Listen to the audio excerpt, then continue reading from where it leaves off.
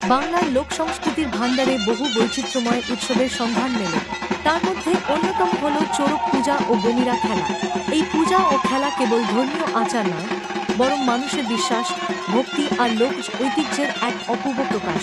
চৈত্র মাসের শেষ দিনে, যখন গ্রীষ্মের তীব্র রোদে মাঠ পুকুর শুকিয়ে যায়, মানুষ আশায় থাকে নতুন বর্ষের আগমনের, তখনই অনুষ্ঠিত হয় চড়ক পূজা।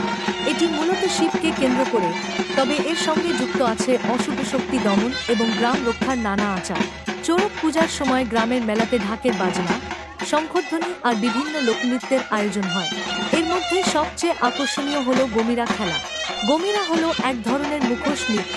কাঁচ বা মাটির তৈরি বিশাল মুখোশ পরে শিল্পীরা নাচতে নেমে পড়েন। এসব মুখোশে ফুটে ওঠে নানা চরিত্র: সিংহমুখ, মহিষাসুর, কালো মুখোশ এবং বিশেষ করে কালী দেবীর মুখোশ। কালী দেবীর মুখোশ গমিরা খেলার অন্যতম শক্তিশালী প্রতীক। দেবী কালীকে শক্তির প্রতিমূর্তি হিসেবে দেখা হয়। লোকবিশ্বাস অনুযায়ী কালী দেবীর আগমন মানেই অশুভ শক্তির বিনাশ আর শুভ শক্তির জয়। তাই গমিরা নাচে কালী মুখোশের প্রবেশ ঘটে ঢাকের তীব্র বাজনা ও শঙ্খের ধ্বনির সঙ্গে। দর্শকের মনে তখন এক ধরনের ভক্তি, ভয় আর উচ্ছ্বাস একসঙ্গে কাজ করে। গমিরা খেলায় শুধু দেবদেবীর চরিত্রই নয়, কখনো কখনো দৈত্যদানব বা পশুর মুখোশও ব্যবহার করা হয়। এর মধ্যে মহিষাসুর বধের দৃশ্য বিশেষভাবে জনপ্রিয়। নৃত্যশিল্পীরা ঢাকের তাল ধরে অভিনয় করেন দেবী দুর্গা বা কালী মহিষাসুরকে বধ করছেন। এভাবে গমিরা খেলার প্রতিটি দৃশ্যের মধ্যে দিয়ে মানুষ বোঝে, অশুভের বিনাশ হবেই আর শুভের জয় নিশ্চিত।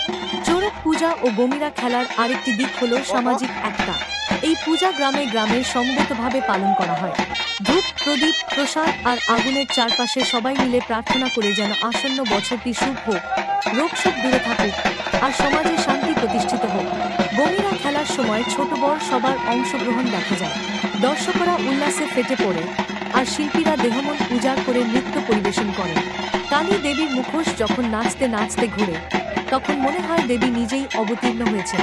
আগুনের আলো, ঢাকের গর্জন আর শঙ্খের ধ্বনি মিলিয়ে সেই মুহূর্ত হয়ে ওঠে ভক্তির এক রহস্যময় আবহ। আমরা বিশ্বাস করি এই আচার পালন করলে অশুভ আত্মা, দুষ্ট শক্তি আর প্রাকৃতিক দুর্যোগ দূরে থাকে। আজও বাংলার গ্রাম বাংলায় চড়ক পূজা ও গমিরা খেলা একই রকম জনপ্রিয়। শহুরে জীবনের ভিড়ে এই উৎসব হয়তো অনেকের কাছে অজানা থেকে গেছে, কিন্তু যারা কাছ থেকে দেখেছেন তারা জানেন এটি কেবল একটি খেলা নয়, এটি ভক্তি, বিশ্বাস আর লোক সংস্কৃতির এক জীবন্ত প্রতীক। চড়ক পূজা আর গমিরা খেলা আমাদের মনে করিয়ে দেয়, বাংলার মাটিতে শুভ শক্তির জয় অনিবার্য, আর অশুভ যতই প্রবল হোক, দেবী কালী ও দেবতার আশীর্বাদে তাকে দমন করা সম্ভব।